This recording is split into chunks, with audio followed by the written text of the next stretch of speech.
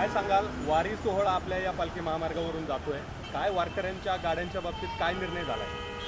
वारकऱ्यांच्या गाड्यांच्या बाबतीत जसं महाराष्ट्र शासनाचं लेटर आलेलं आहे त्यानुसार त्या गाड्यांना पासेस देण्यात येणार असं सांगितलेलं आहे. पण अद्याप एकाही गाडीवर कुठल्या गाड्यावर पास नसल्यामुळे काही गाड्यांकडून आम्हाला टोल घ्यावा लागत आहे. घेत आहेत आम्ही त्यांच्याकडून. सध्या वारकरी आळंदीकडे चाललेले आहेत. हो. त्या वारकऱ्यांकडून टोल वसूल केला जातोय असा आरोप होतोय, काय सांगाल? नाही, टोल वसुलीचं अजून आम्हाला अधिकृत लेटर नॅशनल हायवे ॲथॉरिटी यांच्याकडून अधिकृत लेटर आलेलं नाही आहे त्या संदर्भात. आणि गाड्यांना पासेस वगैरे अजून कुठल्याच गाड्यांना पासेस नाही. कसे मिळणार आहेत पास?